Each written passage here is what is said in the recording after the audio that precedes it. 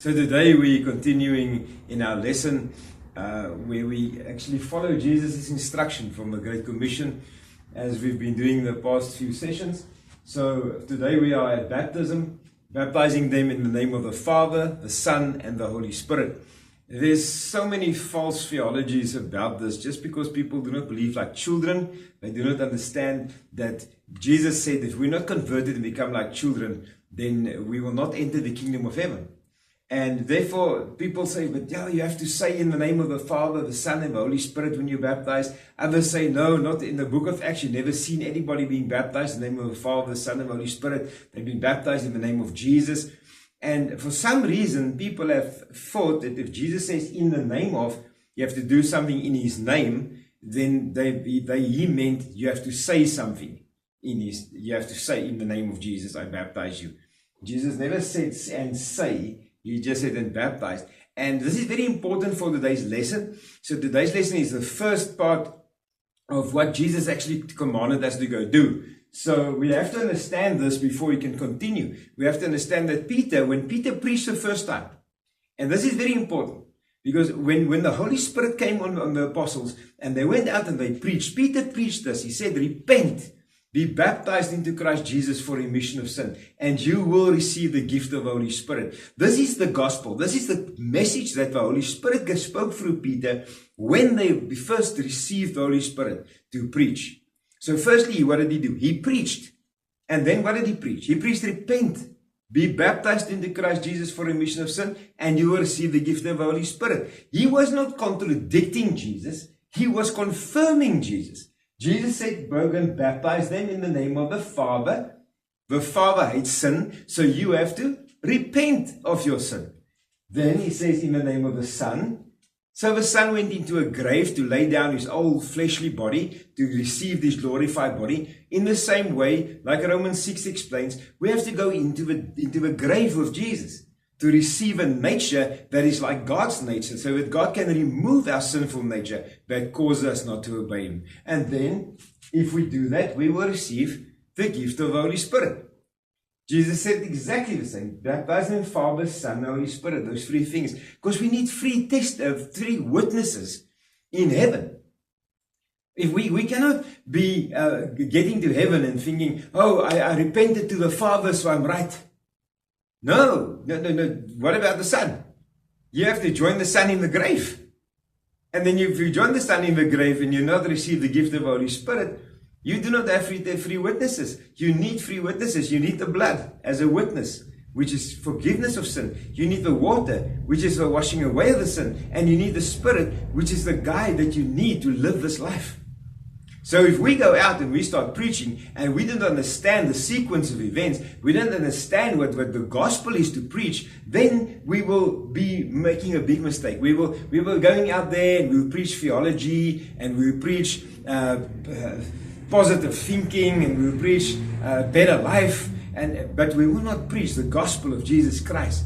And remember, the gospel of Jesus Christ is the power of God into salvation. So in this next lesson, the lesson we're doing today, we're going to see what is it that we need to preach. Because the first thing Jesus instructed in Mark 1 verse 15, Jesus said, the time is fulfilled and the kingdom of God is at hand. Repent and believe in the gospel. You see, the kingdom of God is at hand. What should we say? What should we preach? We should preach repent. Repent.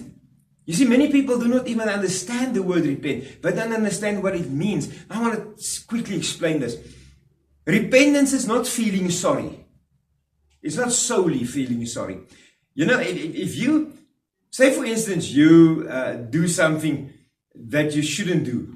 You steal somebody's things. And afterwards, you see that it hurt them, and now you're really, really sorry that you stole it. And a few months later, you steal something again. And then you see you really hurt those people and you feel really sorry.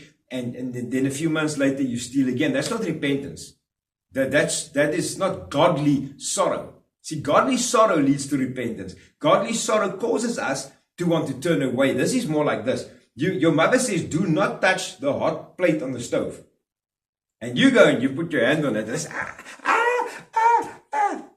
right there you repent. Right there you're like, I will not do this again. I don't want to burn my hand. That's repentance. Repentance means to turn away from your sin. To say, Lord, I don't want to do this anymore. I don't want to be this person anymore, Lord. I want to be new. I want to be made new. And Lord, I need you to take me and give me a new heart, a new nature, Lord Jesus, that will be against that. When I tell a lie, it must burn me like a hot plate. That's why 1 John 3 verse 9 says, those who are born again cannot continue sinning. You will never continually touch that plate. Because when you touched it, immediately, it's like, this is not clever. This is not, I don't like this. This doesn't make me feel good. As long as your sin is still making you feel good, you have not truly repented. When you truly repent, you say, Lord, I want to do whatever it takes to stop this. I don't want to continue in this. This is true repentance. So the first step that we need to preach, obviously, is repentance. I cannot get a new life if I don't want it. I cannot go and be baptized, but I don't want to turn away from my sin. Many people have. Many people have been baptized because their parents does it. They've been baptized because their family required it of them, or their friends all did it, so they did it. Or that's what the church does. The church baptized, so we baptize. But they never wanted the freedom. They never wanted to lay down their old lives. So the problem is when Peter preached, when Peter says, repent and be baptized, every one of you, in the name of Christ Jesus for remission of sin, and you will receive the gift of the Holy Spirit. As I explained, this is what Jesus said, the Father, the Son, and the Holy Spirit. You cannot not come to the Father and come to Jesus. You have to first make right with the Father. Jesus hung on a cross. He bled on a cross so that you could stop sinning. He took the penalty of your sin on him. He was beaten. He was brutally murdered so that you can have forgiveness for your sin. We need to understand that. We need to make that ours. You see, Jesus also did 3 things. He hung on a cross. He had pain. He had suffering. The penalty of our sins came on him. Then he went into a grave where he received a new glorified body when he was risen by the Holy Spirit. You see those 3 things again? We have to come to the cross. We have to trust in the blood for forgiveness of sins. That is repentance. We have to start there. So Luke 24 verse 46 to 47, thus it is written that the Christ should suffer and on the 3rd day rise from the dead, and that repentance for forgiveness of sin should be proclaimed in his name to all nations. That is what we are here for. This is what we are called to do. We need to go preach repentance. We need to go to preach that Jesus suffered and died so that we could be forgiven. Doesn't help us to start with baptism. It doesn't help us to start with Holy Spirit. Those are steps that needs to come. But if we don't start with repentance, if we don't start by preaching repentance, we fail those people we're preaching to. We need to preach to people that they would understand that they need to turn away from their sins, and they need to come to Jesus to wash away, to forgive those sins. So who should repent? In Acts 17 verse 50 we read, the time of ignorance God overlooked, but now he commands all people everywhere to repent. That is a false teaching that we'll find a lot. The people say, no, the Gentiles don't have to repent. It's only the Jews that have to repent. There was a specific gospel for the Jews. Nonsense. The Bible tells us in Acts 17 verse 50 that all people everywhere should repent. Every person that's living on this earth has sinned. Not one person that's alive today can say he's never sinned. If he does say that, then he makes God a liar. You see, we were born in sin. Romans 3:23 says, for all have sinned and fall short of the glory of God. Why have all sinned? Because they fall short of the glory of God. We need Jesus. We need freedom. We need forgiveness. And that's what we preach. We preach people, Jesus came He took your punishment. You need to turn away from your sin. You need to repent of your sin. You need to be made forgiven for your sin. This is so important. And we have to preach it. So why should we preach this? People ask the question, but why should we preach this? Would God really send people to hell? Why should we go out and preach? Why should we go into dangerous situations? Why should we go into a country where they will kill you for preaching the gospel? Why would we go into places like C.T. Studd said, I don't want to preach anymore where church bells can be heard.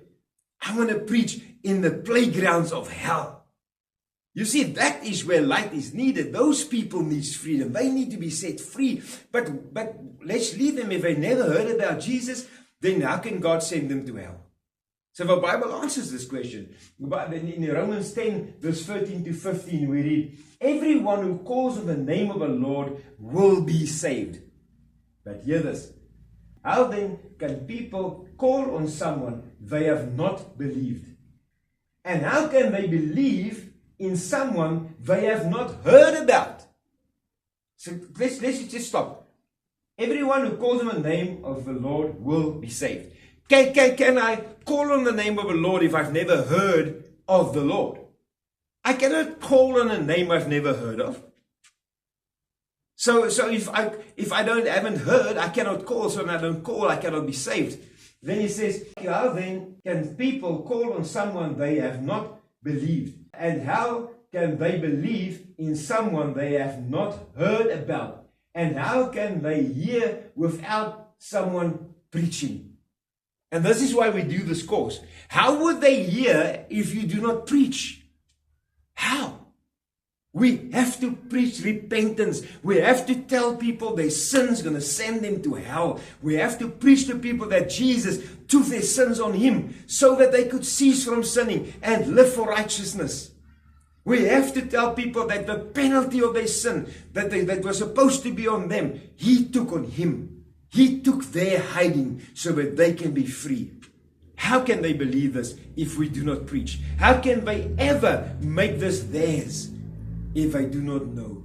So yes, God is a righteous God. God is a God of love. He sent his only begotten Son. So for whoever believes in him will not perish but have eternal life.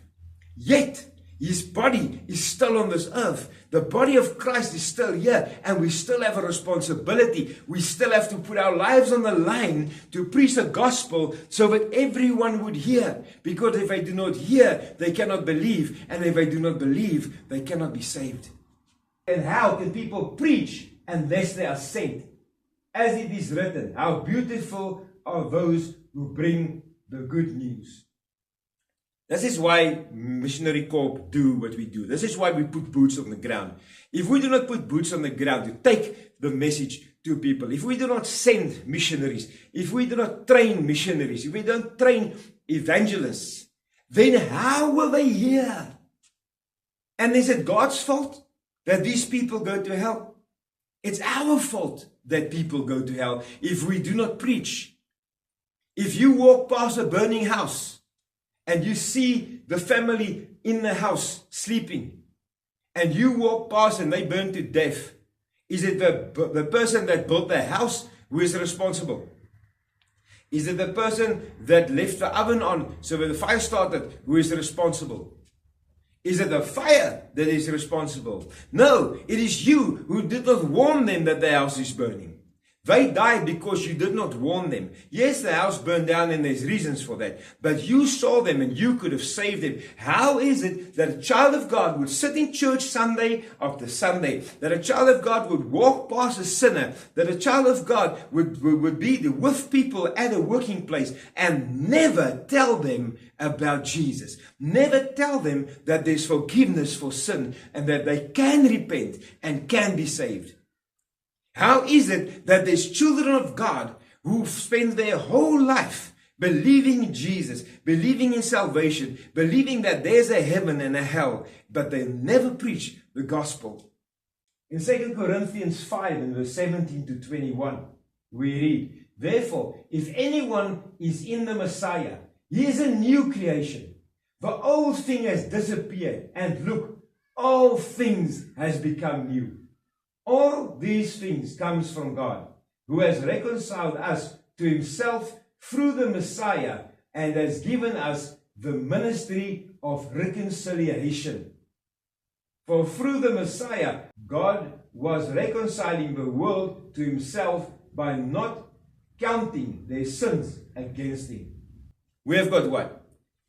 We've got a ministry of reconciliation. We have to reconcile God with man. That is our ministry. I don't care what specific, if you've got a teaching ministry, evangelistic ministry, whatever ministry you have, your ministry, the ministry that we all have as Christians, is to reconcile man to God. In whatever manner God uses you to do this, we have to reconcile man to God. He has committed his message of reconciliation to whom? To us. We are his workmanship. We are the ones who were created by God to do good works, to bring people to Jesus, to bring reconciliation between man and God. Therefore, we are the Messiah's representatives. We are ambassadors of Christ. Have you ever thought of this? We are his representatives. We have to look like him. We carry his banner. An ambassador is somebody that goes into a country. He represents his country, how he acts, how he dresses, how he lives, how he talks, everything he does represents his country. You know what's powerful about an ambassador? Ambassador, where he lives, that place where he lives is the property of another country. The country he represents. That place is his country. If somebody comes onto that ground, they are under the law of this ambassador's country. Where he is, he's got what they call diplomatic immunity, because he is not in, according to law, he's not in their country. He's actually in his country. They cannot touch him. He does not report to their country or to the laws of their country because he's a representative. In the same way, when we are on this world, in this world, we are not from this world. Where I stand, where I am, is kingdom of God. Those who come into my presence, come into the presence of the kingdom of God. And this is what we are. This is what we're supposed to be. We're supposed to be representatives of Jesus. We're supposed to be ambassadors of Christ in this world. People need to see Jesus. People need to understand that they need to repent. They need to turn away. Because we need to reconcile them with Jesus. We need to bring them into this kingdom that we represent as ambassadors on this earth. Therefore, we are the Messiah's representatives. As though God were pleading through us, we plead on the Messiah's behalf. Be reconciled with God. That is our plea. That is what we are supposed to be doing. We should go out and we should plead with people. Be reconciled with God. In Titus 2:11-14, we read, For the grace of God has appeared, bringing salvation to all people. It trains us to renounce ungodly living. We were not called to go tell people, don't worry, you are under the grace. You are under the grace. You do not have to live a godly life. If everybody is sinners, nobody can live a perfect life. No, we were called to tell people, repent. Repent and turn away. For the grace of God was Jesus Christ that came to give his life on a cross. To be hang on a cross so that all our sins can come on him. So that we could live without sin. So that we could be made free from sin. So that we could die to our sin. This is the gospel. The gospel is that the grace is the work that was done by Christ. He did it on the cross. He took our sins on him. He took our punishment on him. He died and he rose again. And then that grace leads us to what? The grace, it trains us to renounce ungodly living and worldly passions so that we might live sensibly, honest and godly lives in the present age, as we wait for the blessed hope of glorious appearance of our great God and Savior, Jesus the Messiah. He gave himself for us, to set us free from every wrong. He came, He gave Himself to set us free from every wrong and to cleanse us so that we could be special people who are enthusiastic about doing good deeds. Jesus didn't come so you can remain as you are. He came so that everything could be made new. He came so that we can be enthusiastic about good work. He came to set us free from wrong works. In John 8, in verse 32, He says, you will know the truth, and the truth will set you free. And then the Pharisee says, but Jesus, we've never been slaves to anybody. What do you mean you want to make us free? And He says, if you do sin, you are slave to sin. And the slave will not remain in the house of a father forever. But a son remains forever. Therefore, he who the Son of Man sets free is truly free. When freedom doesn't mean I'm free to sin. Freedom means I don't want to sin anymore. I don't want to do wrong anymore. I have been made free by the blood of Jesus, by the cross of Jesus, by the finished work of Christ on the cross. The finished work of Christ on the cross means that I now can receive freedom from sin. I can now be set free from my sinful nature that caused me not to obey Him. I can be made new, but to get that, I need to repent. I need to understand and know that Jesus came to remove my sin. They gave us a grace. He gave us grace that will train us to renounce ungodly living. Praise God. Thank you, Jesus. 1 John 1, 5 to 10. This is the message that we have heard from Him and declare to you. God is light, and in Him there is no darkness. No, none at all. If we claim that we have fellowship with Him, but keep living in darkness, we are lying and not practicing the truth. We cannot be saying, I'm a child of God, but I live in darkness. I live in sin. I need to be free from sin. I need to be light. Otherwise, I'm lying. I'm not in the truth. But if we keep on living in the light, as He Himself is in the light, we have fellowship with one another. And the blood of Jesus, His Son, cleanses us from all our sin. You know, you might sit here and say, whoa, but can a man stop sinning? Is it possible for any human to stop sinning? I want to ask you a question. Is it possible for God to set you free from sin? Let me rephrase that. Is anything impossible with God? Answer that question in your hearts today. Is anything impossible for God?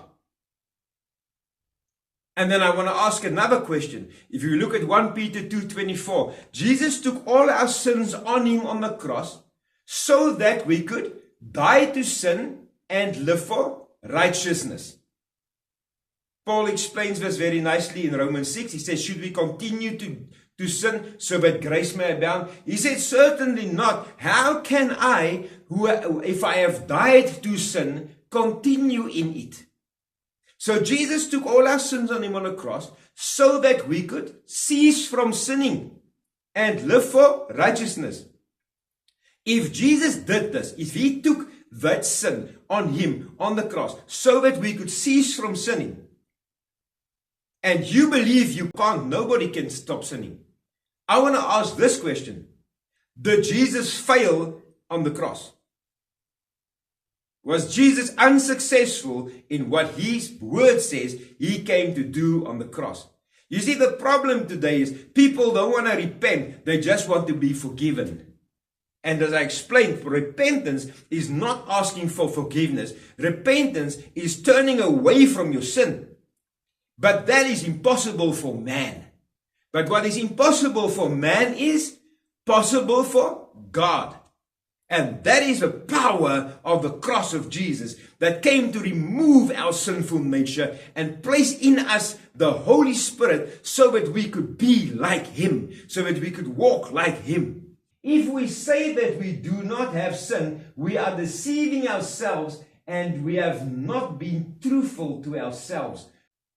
If that's a problem sometimes. Sometimes people, but I'm a good guy. I'm a good person. I don't actually have sin. I don't actually do things wrong. You're lying. You are lying.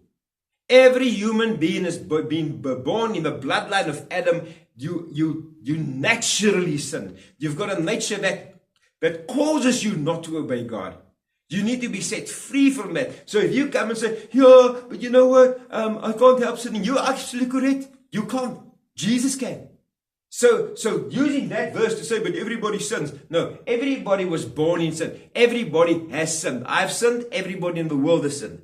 That's why Jesus came. That's why Jesus had to take the penalty on him. That's why we need to repent. That's why we need to turn away. We cannot not turn away because everybody's sinning.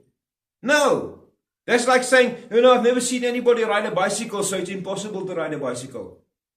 Until you see somebody ride the bicycle and then you do it. Like the guy that ran the mile. No, but everybody said, impossible to run the mile so fast. And then he did it, and then within a few weeks, 2 or 3 other people also did it. Just because you have never experienced somebody being set free from sin doesn't mean that it doesn't happen. It just means maybe that you do not have the faith to make it yours. But everybody has sinned. That is a fact. So you need salvation through Jesus. You need freedom through Jesus. If we make it our habit to confess our sins in His faithful righteousness, He forgives us all those sins. And look what He does. And cleanses us from all unrighteousness.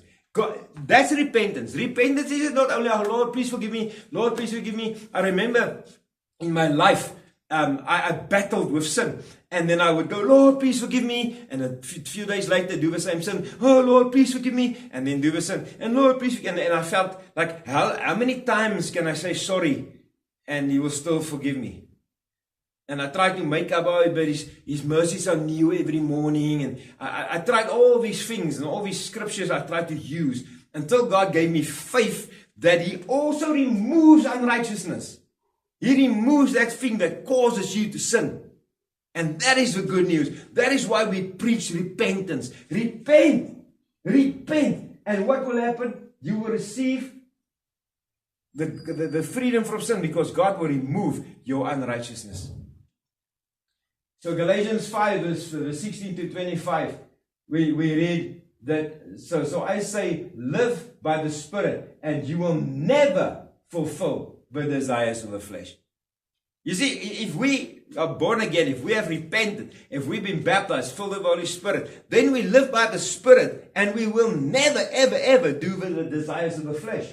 For what the flesh wanted is the opposite of the Spirit, and what the Spirit wants is the opposite of the flesh. They are opposites to each other. And so you do not do what you want to do. But if you are being led by the Spirit, you are not under the law. You see, there's a lot of confusion here as well. People are like, we have still under the law. We still have to do the things of the law. No, if you are led by the Spirit, God has taken those the words that brought death. He's taken that and He wrote that in your heart. That's how God takes out your old nature and puts in a new nature. He writes those laws in your heart. In other words, what is He doing? He's giving you the same desires as Him. Because the word says that the Spirit wants what opposes the flesh. So when we are only in the flesh, we can only do the desires of the flesh. When we have received the Holy Spirit through repentance and baptism, then the Spirit in us wants to do what is right. And that's why Paul says, he speaks about being set free from the old human nature in Romans 6. And then in Romans 7, he actually goes on and he says, but there's a fight now. The things I want to do, I do not do. And the things I do not do, I do not want to do, I do. So now there's, what is going on in me? Why is there a struggle? You see what happened? Beforehand, he was flesh. He wanted to drink, he drank, and he was glad that he did, but he drank. Now that he's born again, his flesh still wants to drink. Now he drinks, he feels bad about it.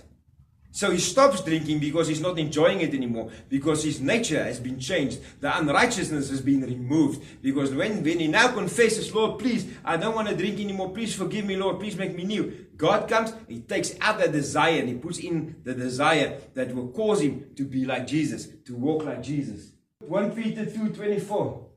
Christ Himself carried our sins in His body to the cross, so that we might die to sin and live for righteousness. I want to end off with this verse. I want to tell you today that if you do not get this, if you don't understand this, if you do not believe this, then you will never ever in your life be able to be free from sin. If you cannot believe that Jesus came and carried your sins on the cross so that He could remove your sinful nature, so that He can make you free from sin, then you will never be saved.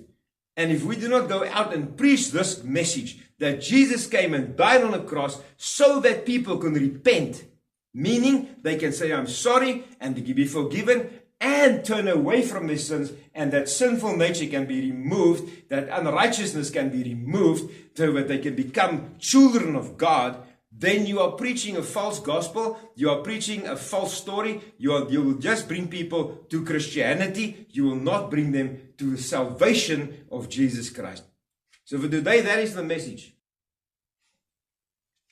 Okay, so this is the message today. This is the message that for this week's action, you have to go share this with people. Go tell people they need to repent. Go explain to them what repentance is. Go to people and tell them about salvation through Jesus. That Jesus came to take our sins on Him on the cross so that we could be set free from not only the sins we've done, but also free to stop sinning and living a righteous life in Christ Jesus. This is the message of salvation. This is what people need to hear. As disciples, as we're busy discipling you, as we're busy teaching you, you need to now, this week, go out and go tell people that. At least 2 people, strangers that you do not know. Go over to them and go tell them, do you know why you have to repent? Do you actually know what repentance is? Do you understand that if you are bound in your sin, you will die in your sin? But Jesus came and He took the hiding that was yours on Him.